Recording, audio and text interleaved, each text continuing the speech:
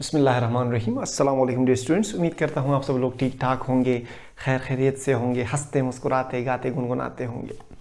इस वीडियो में हम चैप्टर नंबर 9 जो क्लास 10 का फर्स्ट चैप्टर है केमिकल इक्विलिब्रियम, उसका एक्सरसाइज करने वाले हैं। हम इस चैप्टर में इस एक्सरसाइज के MCQs करेंगे, मल्टीपल चॉइस क्वेश्चंस करेंगे, इसके शॉर्ट क्वेश्चंस करेंगे और लॉन्ग क्वेश्चंस करेंगे। देखिए इस चैप्टर की सारी टॉपिक वाइज वीडियो मैंने बनाई हुई है, उसका अलग सा प्लेलिस्ट मैंने बनाया हुआ है। अगर आप क्लास 10 के स्टूडेंट हैं और आपको चैप्टर नंबर 9 केमिकल इक्विलिब्रियम में कोई भी मसला है तो आपने सिर्फ करना है कि चैनल के प्लेलिस्ट में चले जाना है।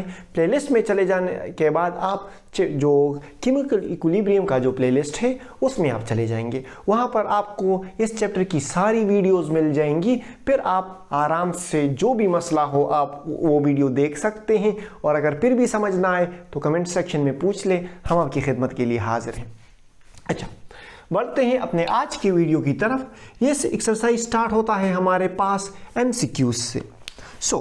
अगर आप बुक उठा के देख लें, the first MCQs is it dynamic equilibrium. हमारे पास हमें कहा गया है कि डायनामिक इक्विलिब्रियम के केस में the reversible reaction stops. Dynamic equilibrium के केस में हमारे पास रिवर्सिबल रिएक्शन रुक जाता है, नहीं। Forward reaction stops, no, forward reaction do not stop. In dynamic equilibrium, the rate of forward reaction become equals to the rate of backward reaction. मतलब forward reaction भी होता है dynamic equilibrium में और backward reaction भी होता है हमारे पास, लेकिन same rate के साथ, same speed के साथ। Both forward and reverse reaction stops, no. Both forward and reverse reaction continues at same rate, yes. So MCQs number first का जो करेक्ट ऑप्शन है, at a dynamic equilibrium, both forward and reverse reactions continue at the same rate. Option B is the correct option. अच्छा, MCQs number 2. A reversible reaction have the following characteristics except. हमारे कहा गया है कि एक reversible reaction में तमाम वो कैरेक्टरिस्टिक्स हैं ये जो हमें मेंशन किए गए हैं, एक्सेप्ट इसमें एक ऐसा कैरेक्टरिस्टिक है जो रिवर्सिबल रिएक्शन में नहीं होता। आपने वो आइडेंटिफाई करना है। They proceed in both direction, yes. Reversible reaction proceed in forward direction as well as in backward direction, yes. They never completes, yes. Then reaction हमारे पास कंप्लीट नहीं होता। रिवर्सिबल रिएक्शन में हमारे पास रिएक्टेंट्स भी होते हैं और प्रोडक्ट्स भी होते हैं, and they both are interconvertible, मतलब रिएक्शन कंप्लीट नहीं होता। अच्छा, the product do not form reactants again, ये गलत बात है। रिवर्सिबल रिएक्शन में हमारे पास जो रिवर्सिबल रिएक्शन होता है वो रिएक्टेंट्स प्रोडक्ट में कन्वर्ट हो जाते हैं और प्रोडक्ट वापस हमारे पास रिएक्टेंट में कन्वर्ट होते हैं। So the product do not form reactants again, ये वाला जो ऑप्शन है ये गलत है। MCQs नंबर 2 का जो करेक्ट जो ऑप्शन है वो है ऑप्शन सी। क्वेश्चन में कहा गया है कि रिवर्सिबल रिएक्शन है द फॉलोइंग कैरेक्टरिस्टिक्स एक्सेप्ट, मतलब रिवर्सिबल रिएक्शन में वो तमाम कैरेक्टरिस्टिक्स होती हैं एक्सेप्ट कि ये जो प्रोडक्ट है it do not form reactants. Product can form reactant, product will form reactant in reversible reaction. अच्छा, अब आते हैं थर्ड MCQs की तरफ। The equilibrium constant Kc expression for the following reaction is. हमें रिएक्शन दिया गया है जिसमें नाइट्रोजन ने ऑक्सीजन के साथ रिएक्शन किया है और हमारे पास नाइट्रोजन मोनोऑक्साइड बना है। अच्छा, हमें कहा गया है कि इसकी Kc एक्सप्रेशन लिख लो आप। So the product of the molar concentration of product to the product of the molar concentration of reactants each raised to a power equals to its coefficient. So 1 को अगर हम ना भी लिखे तो सही है। आप MCQs में ये वाले ऑप्शन को देख लो, ये जहां भी होगा ऑप्शन यही होगा। ऑप्शन डी को आप देख लें, option D is the correct option. MCQs number 3 the correct option is option D. अच्छा, the equilibrium constant Kc is the sum of two reactants, no. The difference of two rate constants, no. The ratio of two rate constant, yes. It is the ratio of two rate constants. ये हमारे पास ratio होती है two rate constants की। MCQs number 4, the correct option is option C. अच्छा, MCQ number 5.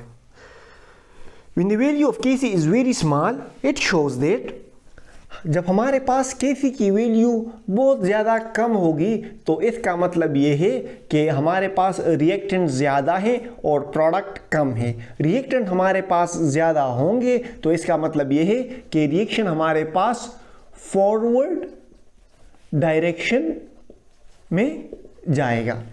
अगर हमारे पास Kc की value कम आ रही है तो इसका मतलब ये है कि रिएक्टेंट्स ज़्यादा हैं। रिएक्टेंट्स ज़्यादा होंगे तो हमारे पास रिएक्शन फॉरवर्ड डायरेक्शन में आकर होगा। सो when the value of Kc is very small, it shows that the reaction will goes in forward direction. MCQs number 5 का करेक्ट ऑप्शन जो है, तो MCQs नंबर 5 का करेक्ट ऑप्शन है वो है ऑप्शन ए। अच्छा, MCQs number 6, for which reaction Kc have no unit. अब हमें कहा गया है 6 MCQs में कि कौन से रिएक्शन में हमारे पास Kc का कोई यूनिट नहीं होगा। तो आप रिएक्शन में देख ले, जिस रिएक्शन के number of moles of reactants number of moles of product के बराबर होंगे, या हम कह सकते हैं कि जिस रिएक्शन के कोएफिशिएंट ऑफ रिएक्टेंट्स और कोएफिशिएंट ऑफ प्रोडक्ट एक दूसरे के बराबर होंगे तो उस रिएक्शन में हमारे पास उस रिएक्शन का यूनिट नहीं होगा। तो MCQs तो फर्स्ट का जो है उसके बी मोल्स ऑफ रिएक्टेंट और प्रोडक्ट बराबर नहीं है, सेकंड के बी मोल्स ऑफ रिएक्टेंट और प्रोडक्ट बराबर नहीं है। MCQs नंबर 6 का जो ऑप्शन सी है, इसके मोल्स ऑफ रिएक्टेंट N2 हमारे पास O2 के साथ रिएक्ट कर रहा है और हमारे पास क्या बना रहा है 2NO। So moles of reactant भी हमारे पास क्या है, कोएफिशिएंट ऑफ रिएक्टेंट्स का सम हमारे पास 2 के बराबर है और कोएफिशिएंट ऑफ प्रोडक्ट भी हमारे पास 2 है। इन ये दोनों coefficient of reactants and coefficient of product एक दूसरे के बराबर हैं, तो इस तरह के रिएक्शन का कोई यूनिट नहीं होगा। सो MCQs नंबर 6 का जो करेक्ट ऑप्शन है वो है ऑप्शन सी। अच्छा, अब आते हैं MCQs नंबर 7 की तरफ। When Kc value is very large, it shows that जब हमारे पास Kc की वैल्यू बहुत ज़्यादा होगी तो इसका मतलब ये है कि हमारे पास प्रोडक्ट ज़्यादा है। जब Kc की वैल्यू हमारे पास ज़्यादा होगी तो इसका मतलब ये है कि हमारे पास प्रोडक्ट ज़्यादा है।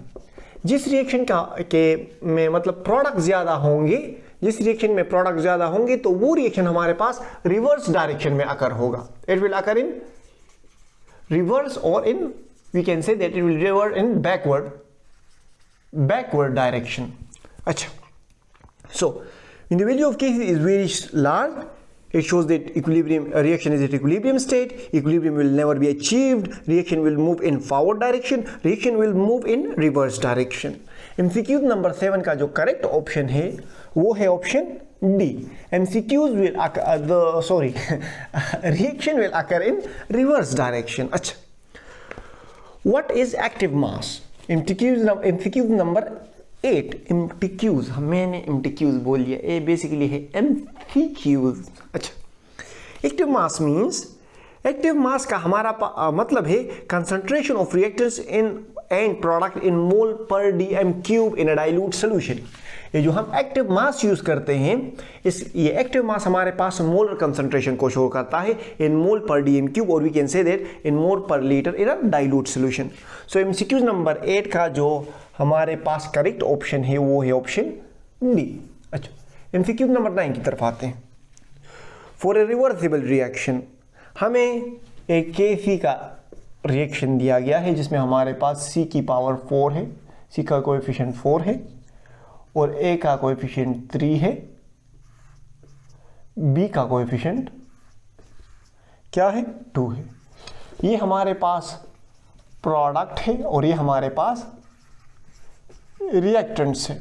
सो हम रिएक्शन को किस तरह लिखेंगे, कोएफिशिएंट 3 का, A का कोएफिशिएंट 3 है, B का कोएफिशिएंट 2 है, ये हमारे पास रिएक्टेंट है, एक दूसरे के साथ रिएक्ट करके 4C बना रहे हैं। सो MCQs का जो नंबर 9 का जो करेक्ट ऑप्शन है वो है ऑप्शन 3A 2B 4C। इसका जो करेक्ट ऑप्शन है वो है option D. MCQs number 9 the correct option is option D. अच्छा, अब आते हैं MCQs नंबर 10 की तरफ। The reaction between PCl3 and Cl2 will produce PCl5. अच्छा, the unit of Kc for this reaction is, हमें एक रिएक्शन दिया गया है PCl3 हमारे पास Cl2 के साथ रिएक्शन करके PCl5 बना रहा है। इसमें हमें कहा गया है कि आप इसका क्या कहते हैं, इसका यूनिट फाइंड कर लो। सो देखिए, मोल्स ऑफ रिएक्टेंट को हम प्रोडक्ट में हमारे पास इसका कोएफिशिएंट 1 है तो, और इसके कॉन्सेंट्रेशन को हम मोल पर डीएम क्यूब में रिप्रेजेंट करते हैं। इसी तरह इसका कॉन्सेंट्रेशन को हम मोल पर डीएम क्यूब में, इसका PCl3 का और Cl2 रिएक्टेंट्स हैं, इसकी कॉन्सेंट्रेशन को भी हम मोल पर डीएम क्यूब में रिप्रेजेंट करते हैं। ये इस तरह एक दूसरे के साथ कैंसिल हो जाएंगे, हमारे पास मोल पर डीएम क्यूब आ जाएगा। इसे हम इस तरह भी लिख सकते हैं, मोल डीएम क्यूब -3। ये जब ऊपर जाएंगे तो इनके साइन रिवर्स हो जाएंगे, मोल -1 डीएम क्यूब +3 आ जाएगा। इस तरह का यूनिट इसका आ जाएगा। और इस MCQs का जो करेक्ट ऑप्शन है वो है option C. So MCQs number 10, the correct option is option C. अच्छा, शॉर्ट क्वेश्चन नंबर 1 में हमें कहा गया है कि define chemical equilibrium with 2 examples. हमें कहा गया है कि आप केमिकल इक्विलिब्रियम को डिफाइन कर लो और इसकी 2 एग्जांपल्स दे दो। तो देखिए, केमिकल इक्विलिब्रियम की अगर हम सिंपल डिफिनीशन करें, it is a state of reversible reaction in which the rate of forward reaction become equals to the rate of backward reaction and the concentration of reactants and products do not change with time. अच्छा, ये तो मैंने आपको रट्टा बता दिया। इसको लिखते हैं, अगर हम इसकी डिफिनीशन करें, सो जो केमिकल इक्विलिब्रियम है, it is the state of reversible reaction in which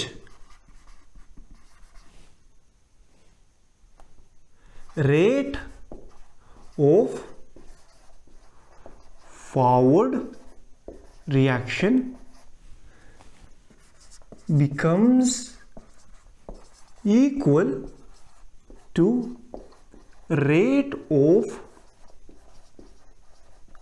backward reaction and concentration of reactants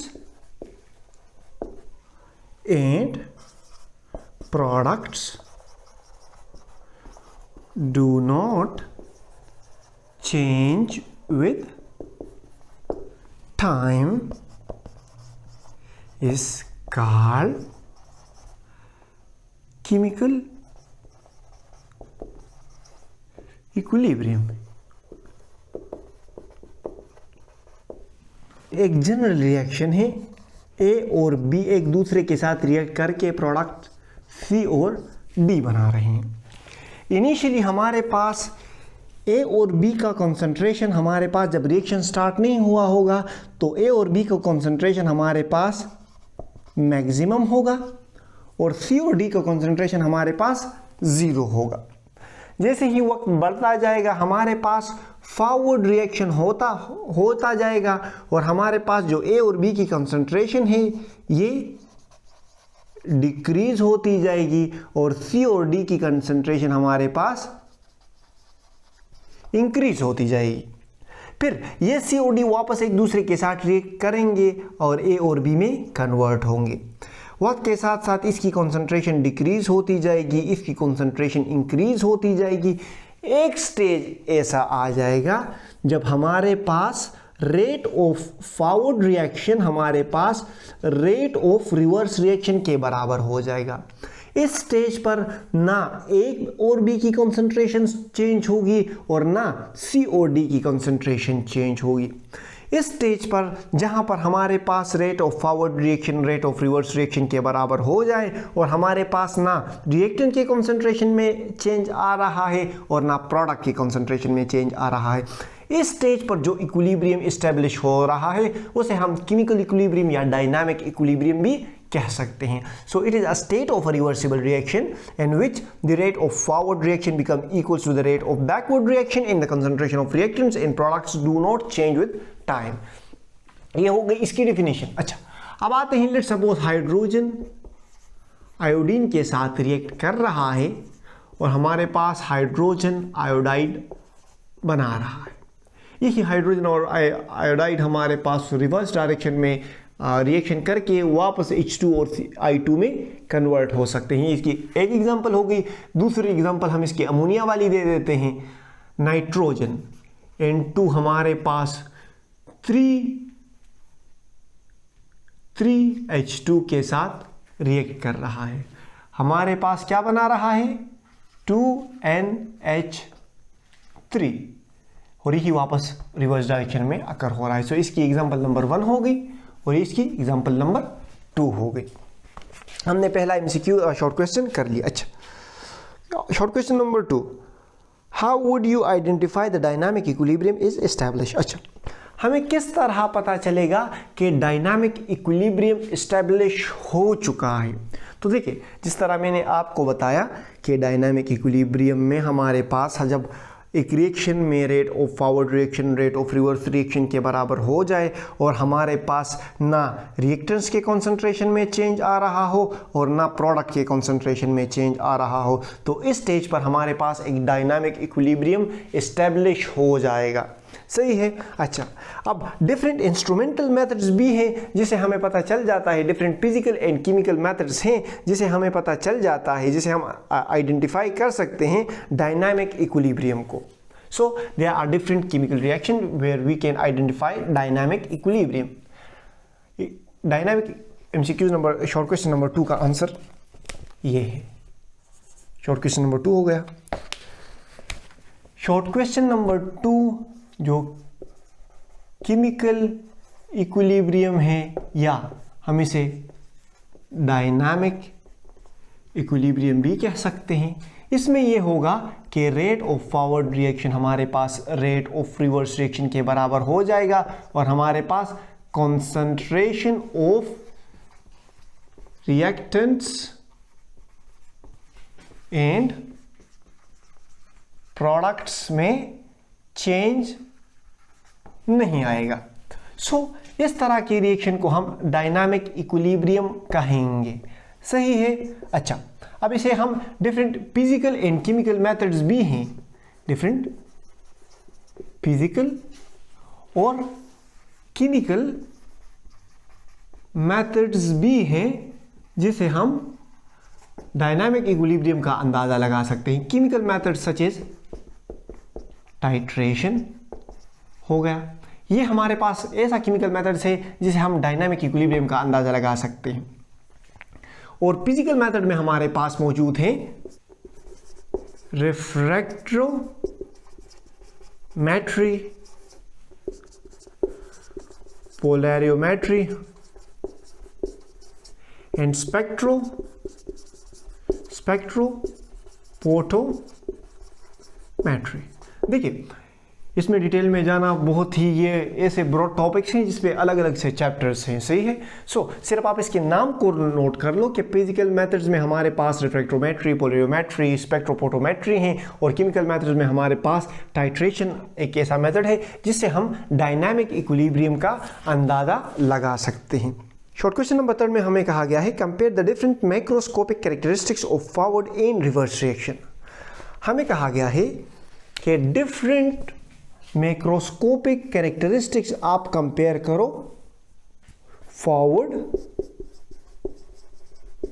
forward and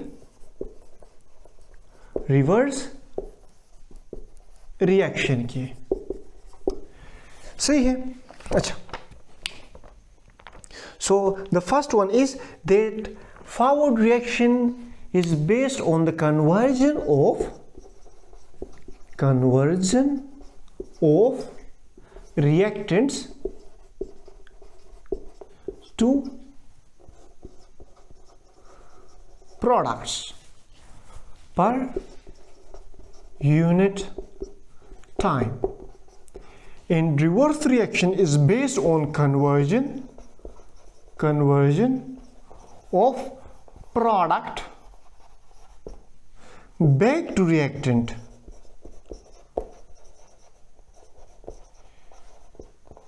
per unit time.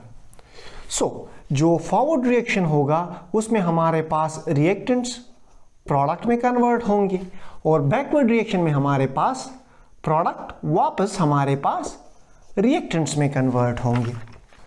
Forward reaction हमारे पास लेफ्ट टू राइट अकर होगा, left to right, while reverse reaction will occur from right to left. Initially the rate of forward reaction will be high. Initially हमारे पास rate of forward reaction high होगा। Initially शुरू में हमारे पास rate of forward reaction हमारे पास high होगा और rate of reverse reaction initially हमारे पास स्लो होगा। वक्त के साथ साथ हमारे पास rate of forward reaction with time हमारे पास रेट ऑफ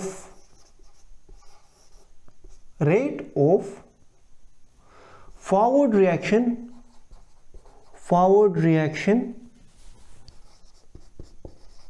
स्लो होता जाएगा और हमारे पास वक्त के साथ साथ rate of reverse reaction high होता जाएगा। सही है। अच्छा, फॉरवर्ड रिएक्शन हमारे पास रिवर्सिबल और इरिवर्सिबल दोनों रिएक्शन में होता है। It occur in both reversible and irreversible reaction, while reverse reaction will occur only in reversible reaction. Let's suppose हमने ये रिएक्शन स्टडी कर लिया कि हाइड्रोजन हमारे पास आयोडीन के साथ रिएक्ट करके हाइड्रोजन आयोडाइड बना रहा है। सो इसका जो फॉरवर्ड रिएक्शन है वो ये है कि H2 is reacting with I2 forming 2HI। अच्छा, इसका जो रिवर्स रिएक्शन है वो इस तरह होगा कि 2HI is converting back to reactants H2 and I2. These are basically the comparison of macroscopic characteristics of reversible and irreversible reactions. अच्छा, short question number 4. What information is required to predict the direction of chemical reaction? हमें short question number 4 में कहा गया है कि हमें कौन सी ऐसी इंफॉर्मेशन रिक्वायर्ड है जिसे हम डायरेक्शन ऑफ रिएक्शन प्रेडिक्ट कर सके। सो देखिए, direction of reaction can be predicted by comparing the product to reactants ratio.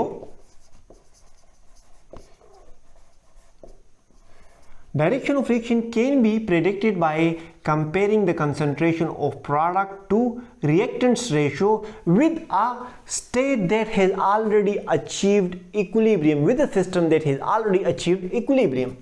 देखिए, हमारे पास एक सिस्टम है, लेट्स सपोज ये एक सिस्टम है, इसमें रिएक्टेंट्स हमारे पास प्रोडक्ट में कन्वर्ट हो रहे हैं। सही है। अच्छा, इस सिस्टम हमारे पास इस सिस्टम ने इक्विलिब्रियम हासिल कर लिया है और इस सिस्टम की एक स्पेसिफिक केसी वैल्यू है जो हम फाइंड करते हैं प्रोडक्ट बाय रिएक्टेंट्स के कंसंट्रेशन के रेशो से। Kc is basically the product of molar concentration of product to the product of molar concentration of reactants. अच्छा, इस product to reactants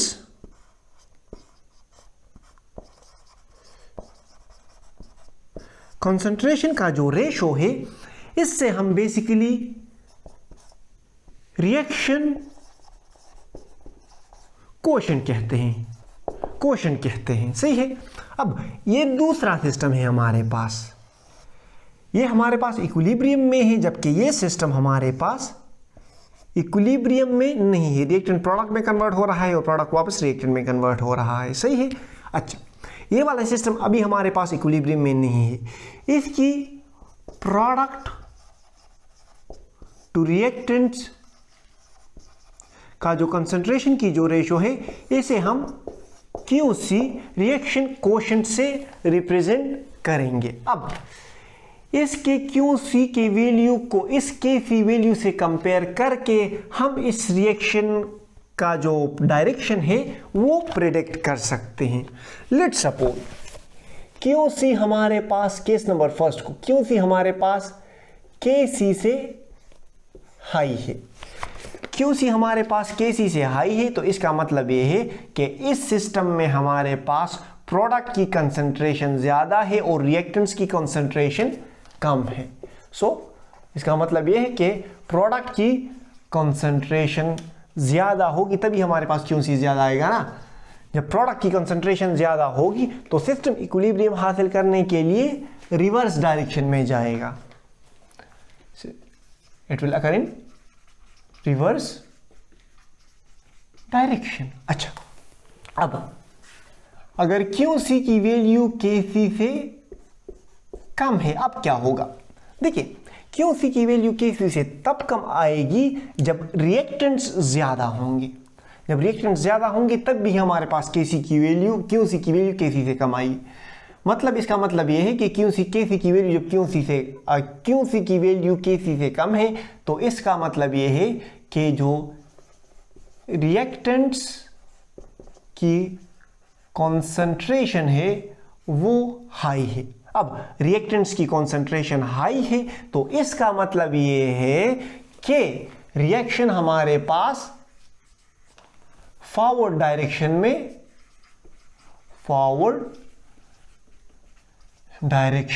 में अकर होगा।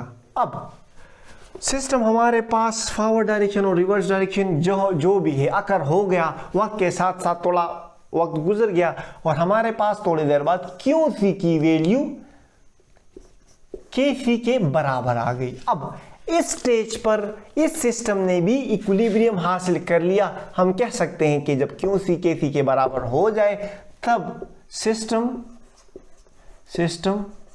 इज एट इक्विलिब्रियम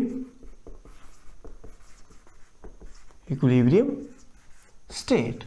सिस्टम अब हमारे पास इक्विलिब्रियम स्टेट में मौजूद है, सही है। अच्छा, अब आते हैं क्वेश्चन नंबर 5 की तरफ। Relate the active mass with the rate of chemical reaction. अच्छा, हमें कहा गया है कि आप जो एक्टिव मास है, relate active mass with rate of chemical reaction. So देखिए, एक्टिव मास बेसिकली हमारे पास क्या है? Active mass represent the molar concentration. It represents the concentration in mole per dm cube और इसको हम रिप्रेजेंट करते हैं, मोलर मास को हम स्क्वायर ब्रैकेट से रिप्रेजेंट करते हैं, सही है। So active mass is basically molar concentration. It is the concentration in mole per dm cube which is represented by a square bracket. जबकि rate of reaction basically shows the change in concentration of reactants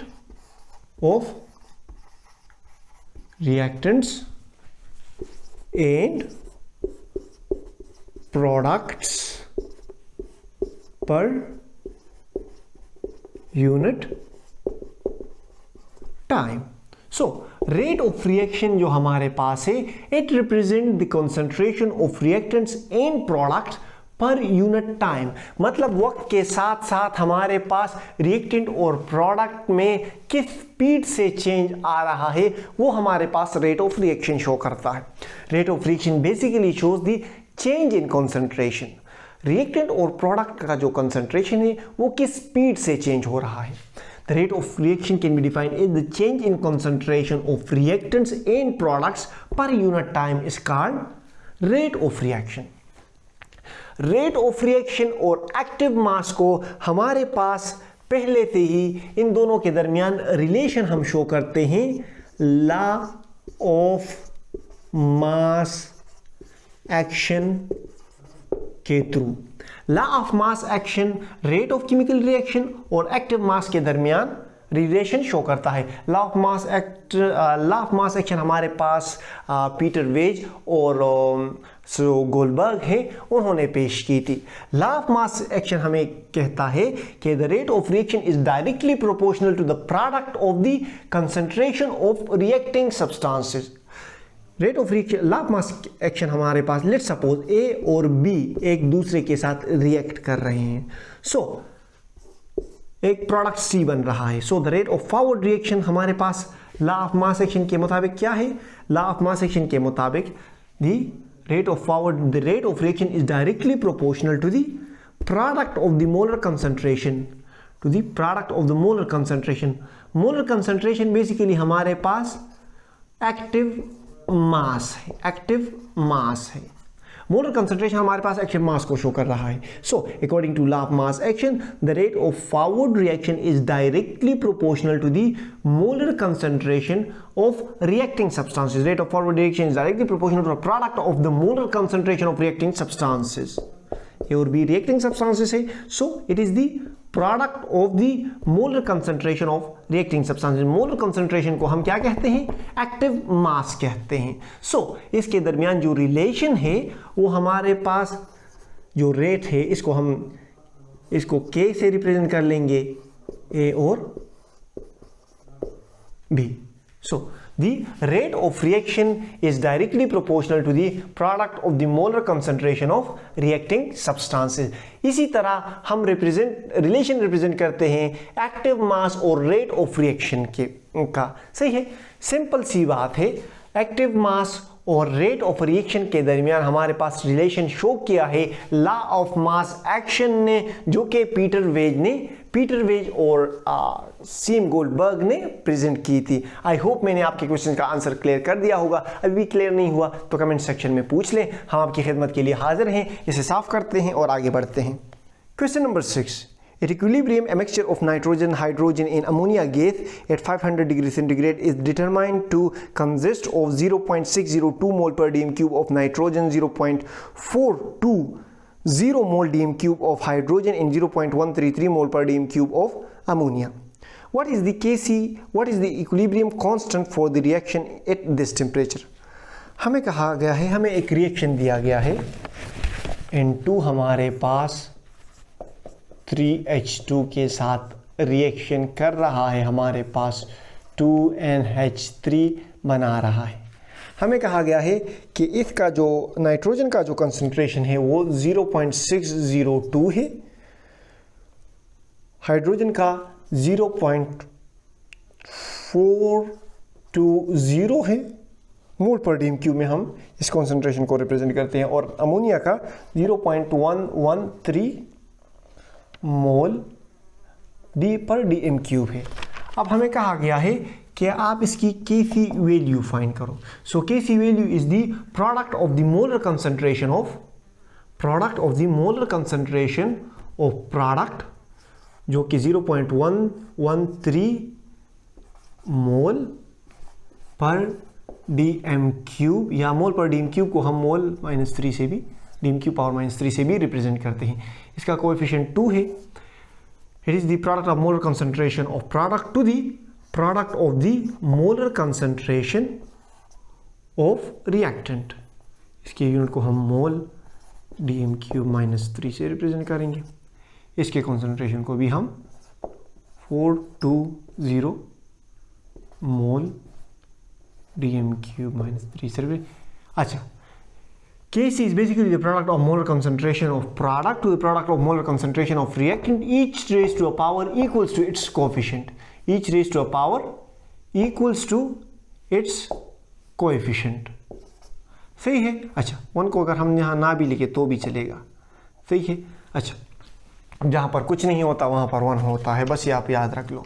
अच्छा 0.133 को अगर हम 0.133 में multiply दे दें, ये मैंने पहले से ही किया हुआ है, सही है, यहाँ पे मैंने वैल्यूज़ लिखी हैं सिर्फ, हमारे पास 0.0127 समथिंग आएगा। आप खुद इसकी कैलकुलेशन कर लो, बस ये तो मैंने आपको समझाने के लिए लिखा है, सही है। अच्छा, और 4.20 को अगर आप 4.20 से मल्टीप्लाई कर लो तो हमारे मेरे ख्याल में आपके पास जो आंसर आएगा वो 0.741 होगा, सही है। 0.602 इंटू 0.741, सही है। अच्छा, अब आप इस दोनों को मल्टीप्लाई कर लो तो हमारे पास 0.0127 ऊपर आएगा। इन दोनों का अगर आप मल्टीप्लाई कर लो तो आपसे मेरे ख्याल में 0.045 समथिंग आएगा, सही है। अच्छा, इसका फाइनल वैल्यू, इसको आप 0.127 को 0.045 पे डिवाइड कर लो तो आपके पास आंसर आएगा 0.28। अच्छा, राउंड अबाउट फिगर कर लो, 0.28 आंसर आ जाएगा। अब इसका यूनिट किस तरह लगाएंगे, देखिए मोल डी एम क्यूब ऊपर 2 है, नीचे मोल डी एम क्यूब 4 है, मतलब एक ये हो गया और 3 ये हो गए, तो 2 मोल डी एम क्यूब के साथ कैंसिल हो जाएंगे। बाकी हमारे पास रहेंगे मोल पर डी एम क्यूब का, मतलब 2 इसके साथ, यहाँ पे नीचे 4 हैं तो 4 में से 2 यहाँ पे कैंसिल हो गए और 2 रह गए, so 1 over mole d m cube minus 3 power 2। इसको जब हम ऊपर शिफ्ट करेंगे, इसको अगर हम इसमें डाल देंगे, इस स्क्वायर को यहाँ से हटा लेंगे, इसको इसमें ज़रब देंगे तो मोल का स्क्वायर बन जाएगा, और डी एम क्यूब माइनस 3 है तो 3 2 6 बन जाएगा। अब जब ये ऊपर जाएंगे यहाँ से तो हमारे पास आंसर आएगा 0.28, तो इसके साइन चेंज हो जाएंगे जब ये ऊपर आएंगे, तो मोल +2 से कन्वर्ट हो गए -2 और डी एम क्यूब -6 से कन्वर्ट हो गए +6 आ जाएगा। ये इसका आंसर है। आई होप मैंने आंसर क्लियर कर दिया होगा। अभी भी समझ नहीं आया तो कमेंट सेक्शन में पूछ ले, हम आपकी खिदमत के लिए ही हाजिर हैं। अच्छा, अब आते हैं नेक्स्ट क्वेश्चन की तरफ। State necessary conditions for equilibrium. हमें कहा गया है कि आप इक्विलिब्रियम की जो नेसेसरी कंडीशंस हैं, क्वेश्चन नंबर, ये कौन सा नंबर क्वेश्चन है, question number 7, necessary conditions for equilibrium, necessary conditions for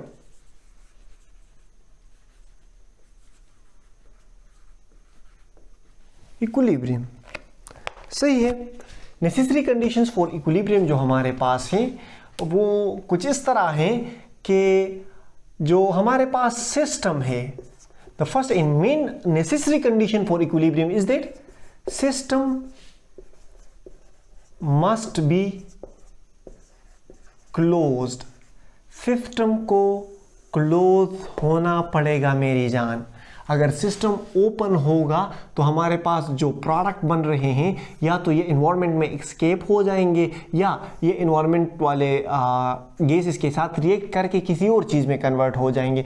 so reaction का डायमेंशन कंप्लीटली ही चेंज हो जाएगा। So necessary condition for equilibrium is that the system should be closed. Second इसका जो ये है कि we should keep the concentration, we need to keep concentration of reactants and products constant। हमें reactants और प्रोडक्ट के कंसंट्रेशन को नहीं छेड़ना।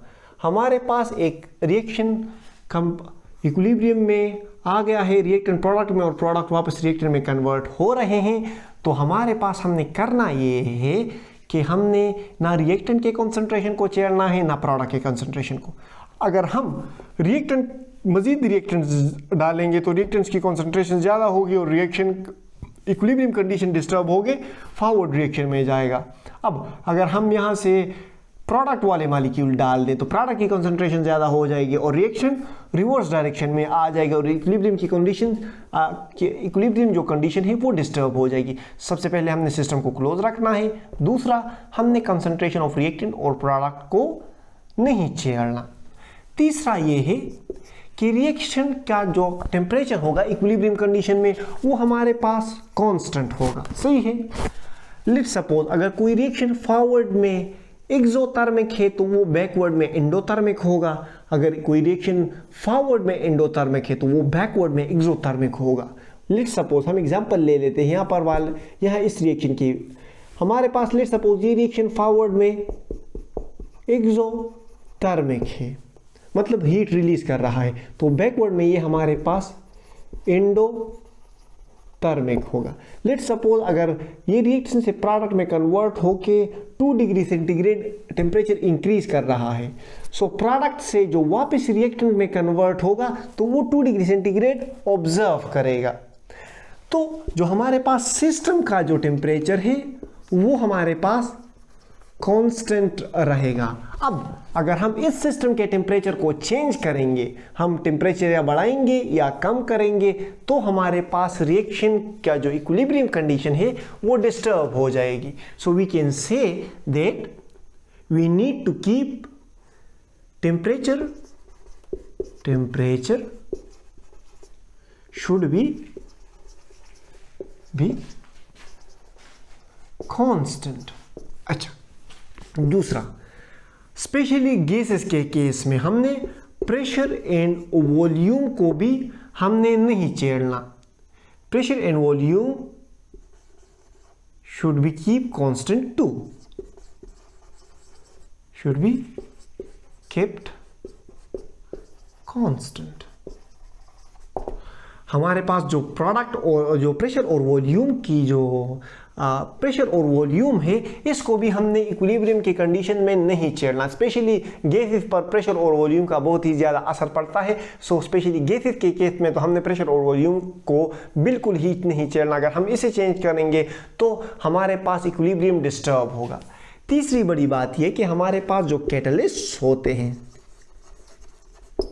इसको भी हमने नहीं छेड़ना। अगर हम कैटलिस्ट के साथ कैटलिस्ट को चेंज करेंगे तो हमारे पास रिएक्शन हमारे पास डिस्टर्ब होगा, इक्विलिब्रियम कंडीशन डिस्टर्ब होगी। ये रिएक्टेंट प्रोडक्ट में कन्वर्ट हो रहा है, प्रोडक्ट वापस रिएक्टेंट में कन्वर्ट हो रहा है। इस कंडीशन में अगर हमारे पास कैटलिस्ट ए यूज हो रहा है इस सिस्टम में, अब अगर हम इस कैटलिस्ट ए की जगह हम कैटलिस्ट बी डालना चाहेंगे तो हमारे पास इक्विलिब्रियम कंडीशंस क्या होंगी, डिस्टर्ब होंगे। सो हमने कैटलिस्ट वाले फैक्टर को भी मद्देनजर रखना है। अच्छा, क्वेश्चन नंबर 8 में हमने डिफरेंट केमिकल रिएक्शंस दिए गए हैं और हमें कहा गया है कि आप इसका इक्विलिब्रियम कांस्टेंट एक्सप्रेशन लिख लो।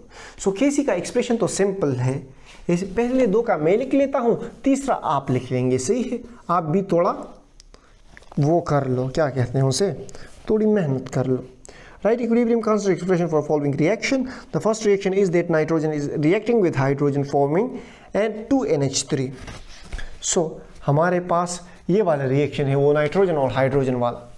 सो इसकी केफी हम किस तरह लिखेंगे, K f is equals to the product of molar concentration of product, molar concentration of product to the product of molar concentration, product of molar concentration of reactants. Each raised to a power equals to its coefficient. इसका coefficient 2, इसका coefficient 1 और इसका coefficient 3। ये इसका equilibrium expression हो गया। दूसरा reaction हमें ये दिया गया है कि 2 हाइड्रोजन हमारे पास एक ऑक्सीजन के साथ रिएक्ट करके 2H2O बना रहे हैं और इस तरह ये बैकवर्ड में। सो इस रिएक्शन की जो केफी वैल्यू है वो ये है कि the ratio of product of the molar concentration of product to the product of the molar concentration of reactants, each raised to a power equals to its coefficient. So ये हमारे पास क्या है, product of molar concentration of product to product of molar concentration of reactants, each raised to a power equals to its coefficient. अच्छा, ये हमारे पास ये क्या हो गया, ये इसका केसी फॉर्म हो गया। अब जो हमारे पास जो थर्ड रिएक्शन है वो आप कर लो, वो इस तरह है कि 4NH3 रिएक्ट कर रहे हैं 5O2 के साथ। हमारे पास 4NO बना रहे हैं और हमारे पास 6H2O बन रहा है।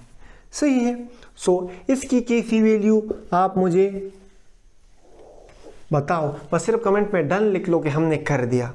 सही है। अच्छा, क्वेश्चन नंबर 9 में हमें कहा गया है कि reaction between sulphur dioxide SO2, ये हमारे पास सल्फर डाइऑक्साइड है, एंड ऑक्सीजन गैस O2 हमारे पास ऑक्सीजन गैस है, to produce gaseous sulphur trioxide, हमारे पास गैसियस SO3 सल्फर ट्राइऑक्साइड बना रहे हैं at 600 degree centigrade. At this temperature the concentration of SO2 is 1.5 mole per dm cube and the concentration of oxygen is 1.25 mole per dm cube and the concentration of SO3 is 3.50 mole per dm cube, इसका भी मोल per dm cube है। अच्छा, reaction को balance करते हैं, ये हमारे पास एक और, तो हमारे पास 2SO2 प्लस O2, तो हमारे पास 2SO3, ये रिएक्शन हमारे पास बैलेंस हो गया। सही है। यूजिंग बैलेंस केमिकल इक्वेशन हमने रिएक्शन को बैलेंस कर लिया। अच्छा, calculate the equilibrium constant value. अच्छा, अब हमने रिएक्शन को बैलेंस कर लिया और हमने अब Kc की वैल्यू फाइंड करनी है। So the product of molar concentration of product is mole dm cube to the product of molar concentration of reactant, product of molar concentration of reactant, each raised to a power equals to its coefficient, each raised to a power equals to its coefficient। अच्छा, ये तो हमारे पास हो गया। सही है। अच्छा, 3.50 को हम अगर इसके ऊपर स्क्वायर है तो इसको अगर हम 3.5 के साथ मल्टीप्लाई करेंगे तो हमारे पास आंसर आएगा Kc इक्वल्स टू, हमारे पास आंसर आएगा 12.25 मोल स्क्वायर लिख लेंगे हम। डीएम क्यूब को इस तरह भी लिख सकते हैं। सो अगर हम इसको स्क्वायर में इसको भी एंटर करेंगे तो मोल का स्क्वायर और डीएम क्यूब पावर -6 आ जाएगा। सही है। अच्छा, बल्कि हम इस तरह कर लेंगे कि इस मोल डीएम क्यूब स्क्वायर, यहाँ पे भी स्क्वायर है, यहाँ पे भी स्क्वायर है, तो इस दोनों को स्क्वायर, मोल डीएम क्यूब स्क्वायर, मोल डीएम क्यूब स्क्वायर को इसके साथ एक दूसरे के साथ कैंसिल कर लेंगे। सही है।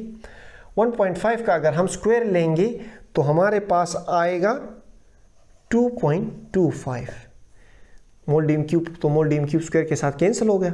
अच्छा, 1.25 अपनी जगह आएगा, 1.25 अपनी जगह आएगा और इसका मोल डीएम क्यूब इसके साथ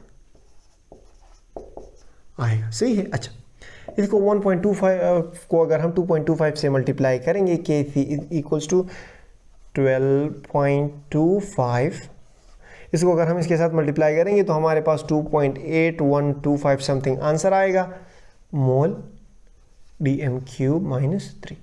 अब 12.25 को 2.8125 से मल्टीप्लाई डिवाइड करेंगे तो हमारे पास आंसर आएगा 4.36 1 ओवर मोल dm क्यूब -3। अब अगर इसको हम ऊपर शिफ्ट करेंगे तो हमारे पास आंसर आएगा 0.36 मोल पावर -1 एंड डीएम क्यूब हमारे पास नेगेटिव से कन्वर्ट हो गया +3 में आ जाएगा। तो इसका ये आंसर हो जाएगा। आप इसे खुद भी हल कर सकते हो, आपकी बड़ी मेहरबानी होगी। अच्छा, question number 10, describe the effect of temperature on equilibrium constant. Question number 10 में हमें कहा गया है, क्वेश्चन नंबर 10 इसमें हमें कहा गया है describe the effect of temperature on equilibrium constant, के टेम्परेचर का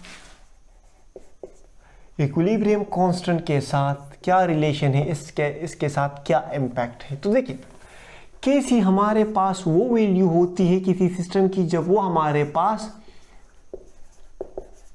इक्विलिब्रियम में हो.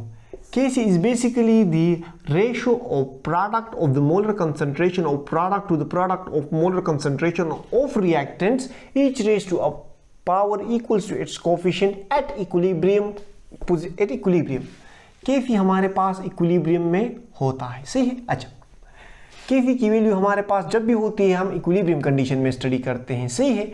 अच्छा, यहां तक तो आपको समझ आ गया. अब इक्विलिब्रियम कंडीशन में हमारे पास टेम्परेचर, इक्विलिब्रियम कंडीशन पर टेम्परेचर हमारे पास कांस्टेंट रहता है. समझाता हूं किस तरह. लेट सपोज एक रिएक्टेंट है, प्रोडक्ट में कन्वर्ट हो रहा है और प्रोडक्ट वापस रिएक्टेंट में कन्वर्ट हो रहा है. लेट सपोज अगर फॉरवर्ड रिएक्शन हमारे पास एंडोथर्मिक है, मतलब हीट ऑब्जर्व कर रहा है, तो बैकवर्ड रिएक्शन हमारे पास एक्सोथर्मिक होगा. अगर फॉरवर्ड रिएक्शन हमारे पास एक्सोथर्मिक है, मतलब हीट रिलीज कर रहा है, तो बैकवर्ड रिएक्शन हमारे पास एंडोथर्मिक होगा, मतलब हीट ऑब्जर्व करेगा. सो टेम्परेचर का Kc की वैल्यू पर काफी अहम रोल है. यह सिस्टम है हमारे पास इक्विलिब्रियम में. अब अगर लेट सपोज ये सिस्टम हमारे पास एंडोथर्मिक है, मतलब एंडोथर्मिक है, मतलब हीट ऑब्जर्व कर रहा है. एंडोथर्मिक है फॉरवर्ड डायरेक्शन में. ये रिएक्शन लेट सपोज हमारे पास एंडोथर्मिक है फॉरवर्ड डायरेक्शन में, मतलब हीट ऑब्जर्व कर रहा है. अब अगर इस सिस्टम का हम टेम्परेचर बढ़ाएंगे तो हमारे पास रेट ऑफ फॉरवर्ड रिएक्शन बढ़ेगा. हमारे पास रेट ऑफ फॉरवर्ड रिएक्शन बढ़ेगा क्योंकि एंडोथर्मिक है, फॉरवर्ड डायरेक्शन में हीट ऑब्जर्व कर रहा है. जितना ही हम इसे टेम्परेचर देंगे ये हीट ऑब्जर्व करता जाएगा और प्रोडक्ट में कन्वर्ट होता जाएगा. सो हमारे पास रेट ऑफ फॉरवर्ड रिएक्शन बढ़ेगा. अब Kc की अगर आप देख लें, Kc is the product of molar concentration of product to the product of molar concentration of reactants. जब हमारे पास रेट ऑफ फॉरवर्ड रिएक्शन बढ़ेगा, कंसंट्रेशन ऑफ प्रोडक्ट हमारे पास ज़्यादा होगी. जैसे ही कंसंट्रेशन ऑफ प्रोडक्ट हमारे पास ज़्यादा होगी तो Kc की वैल्यू हमारे पास ज़्यादा होगी. सो अगर हम टेम्परेचर इंक्रीज करेंगे एंडोथर्मिक रिएक्शन का तो Kc इंक्रीज होगा. अब लेट सपोज ये रिएक्शन हमारे पास फॉरवर्ड डायरेक्शन में एक्सोथर्मिक है, मतलब एनर्जी रिलीज कर रहा है. सो अगर ये हमारे पास एक्सोथर्मिक है फॉरवर्ड डायरेक्शन में, सो मतलब ये हमारे पास फॉरवर्ड डायरेक्शन में हीट रिलीज कर रहा है. अब अगर ऐसे सिस्टम का हम टेम्परेचर इंक्रीज करेंगे, टेम्परेचर अगर ये फॉरवर्ड डायरेक्शन में एक्सोथर्मिक है तो बैकवर्ड डायरेक्शन में एंडोथर्मिक होगा. सही है. अब अगर इस तरह की रिएक्शन का हम टेम्परेचर, इस तरह के सिस्टम का जो फॉरवर्ड डायरेक्शन में एक्सोथर्मिक होंगे और इस तरह के टेम्परेचर, इस तरह के सिस्टम का हम टेम्परेचर इंक्रीज करेंगे तो मेरी जान होगा ये कि टेम्परेचर इंक्रीज करने से रिएक्टेंट्स, प्रोडक्ट के मॉलिक्यूल वापस रिएक्टेंट में कन्वर्ट होना शुरू हो जाएंगे क्योंकि ये सिस्टम फॉरवर्ड डायरेक्शन में खुद ही एनर्जी रिलीज कर रहा है. सो जितना हम एनर्जी इंक्रीज करते जाएंगे ये प्रोडक्ट से रिएक्टेंट में कन्वर्ट होता जाएगा. सो हमारे पास रिएक्टेंट्स का जो रेट ऑफ बैकवर्ड रिएक्शन है, रेट ऑफ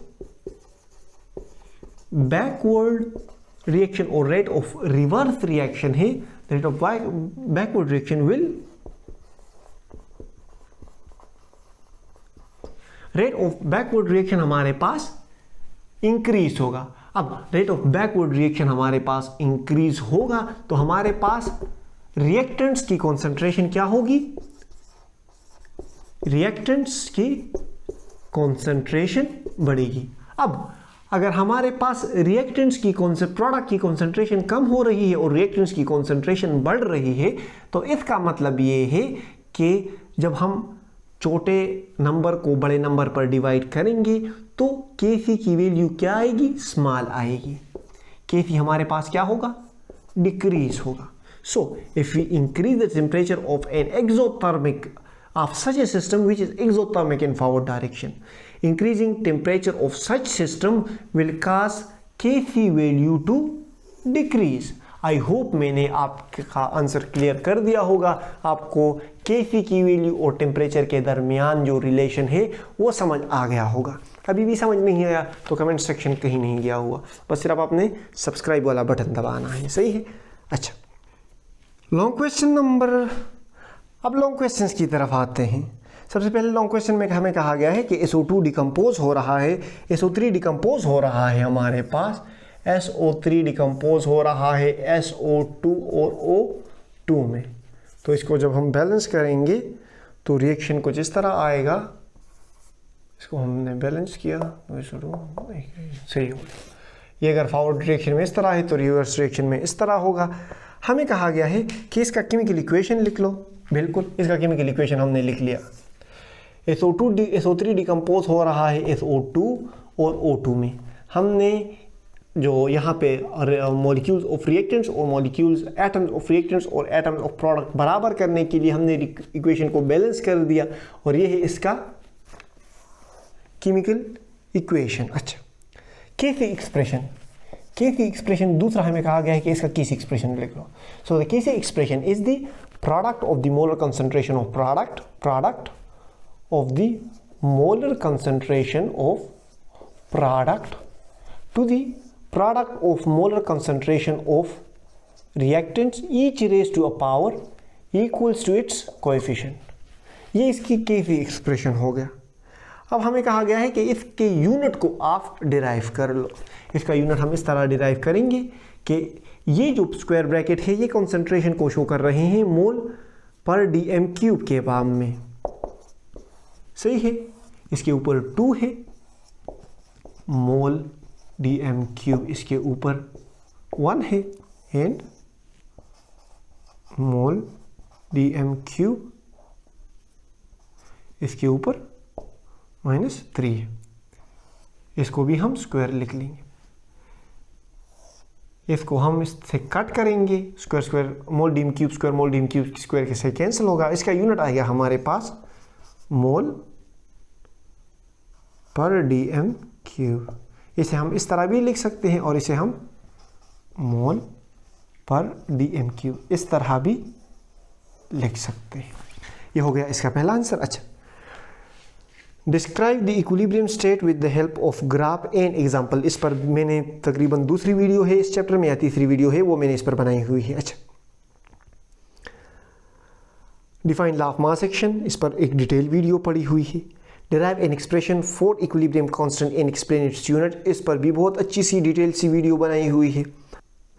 पार्ट बी इसका क्वेश्चन नंबर 3 का part B, how can you predict, question number 3 का पार्ट भी आप देख लें। How can you predict the direction of reaction for the Kc value, हम Kc value से डायरेक्शन ऑफ रिएक्शन किस तरह प्रेडिक्ट कर सकते हैं। इस पर भी वीडियो बनाई हुई है। आप जो क्या है इंपॉर्टेंस या एप्लीकेशन ऑफ Kc है वो आप देख लें, उस वीडियो में आपको ये टॉपिक मिल जाएगा। अच्छा, Kc has different units in different reactions. Okay, provide with a suitable example। Kc has different units in different reactions। Kc के different units होते हैं different reactions में। Provide with a suitable examples। So मैंने इसके 3 cases study किए, 3 cases discuss किए हुए हैं जहाँ पर moles of reactants moles of product के बराबर हैं। दूसरा केस मैंने इस तरह स्टडी किया डिस्कस किया हुआ है जिसमें हमारे पास मोल्स ऑफ प्रोडक्ट ज़्यादा है मोल्स ऑफ रिएक्टेंट्स पे। और तीसरा केस मैंने ये स्टडी एक्सप्लेन किया हुआ है जहाँ पर मोल्स ऑफ रिएक्टेंट्स ज़्यादा हैं मोल्स ऑफ प्रोडक्ट से। So Kc has different units in different reactions, provide with a suitable example, ये भी मैंने किया हुआ है। How can you, question number 4 का part B, how can you predict the extent of reaction from the Kc value, ये भी मैंने एक्सप्लेन किया हुआ है। उस वीडियो में जो हमारे ख्याल में एप्लीकेशन और इम्पोर्टेंस ऑफ इक्विलिब्रियम कांस्टेंट के नेम पर मैंने प्लेलिस्ट में डाली हुई है, वो आप देख लें। अच्छा, क्वेश्चन नंबर 5 की तरफ आते हैं। कैसी expression for reaction is given below. हमें कैसी एक एक्सप्रेशन है जिसका कैसी एक्सप्रेशन हमें एक रिएक्शन है जिसका कैसी एक्सप्रेशन हमें Cl2 power 2 H2O power 2 HCl power 4 and O2 power 2 1। सो इसका जो मैथमेटिकल इक्वेशन हम इस तरह, ये हमारे पास रिएक्टेंट है, ये प्रोडक्ट है। सो और ये इसके कोएफिशिएंट है। सो 4HCl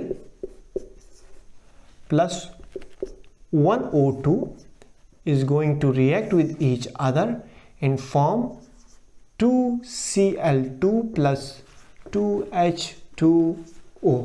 ये फॉरवर्ड रिएक्शन और ये बैकवर्ड रिएक्शन है। सो ये हमारे पास रिएक्टेंट्स हैं और ये हमारे पास प्रोडक्ट्स हैं। अच्छा, for this reaction right, reactants हमारे पास ये हैं एंड प्रोडक्ट्स हमारे पास ये हैं। अच्छा, derive the unit of KC. हमें कहा गया है कि इसका केसी यूनिट डिराइव करो। सो देखिए, ये हमारे पास ऑलरेडी इसका केसी इक्वेशन दिया गया है, केसी एक्सप्रेशन हमें दिया गया है। बस हमने इसमें कंसंट्रेशन की जगह मोल पर dm³ पुट करना है, इसके ऊपर स्क्वायर लेंगे, मोल dm³ के ऊपर भी स्क्वायर लेंगे। HCl भी हमारे पास मोल पर dm³, इसका पावर 4 है तो इसके ऊपर पावर 4 लिख लेंगे, और H2O मोल dm³ के ऊपर 1 लिख लेंगे। बेस सेम पावर एड वाला फार्मूला इस पर यूज अप्लाई करेंगे। बेस सेम पावर एड वाला रूल इस पर मोल dm³ पावर 4 आ जाएगा, मोल dm³ पावर 4 नीचे है पहले से, और मोल dm³ इसके ऊपर 1 है। तो मोल dm³ पावर 4 मोल dm³ पावर 4 के साथ कैंसिल हो जाएंगे। हमारे पास आ जाएगा 1 ओवर मोल पर dm³। ये इसका यूनिट हो गया। सही है, इसे हम इस तरह भी लिख सकते हैं 1 ओवर मोल dm³ पावर -3। इसे जब हम ऊपर शिफ्ट करेंगे तो साइन चेंज हो जाएंगे, मोल पावर -1 एंड dm³ पावर 3, ये आ जाएगा, ये इसका यूनिट हो जाएगा। सही है।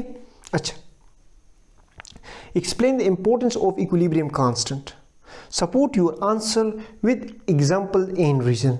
हमें कहा गया है कि explain the importance of equilibrium constant, equilibrium constant के इंपॉर्टेंस को आप एक्सप्लेन करके दो, support your answer with example. So importance of equilibrium constant पर मैंने एक वीडियो बनाई हुई है, जो मेरे ख्याल में इस प्लेलिस्ट की, इस एक्सरसाइज की आखिरी वीडियो है, जो कि इंपॉर्टेंस और एप्लीकेशन ऑफ इक्विलिब्रियम कांस्टेंट के नाम पे है।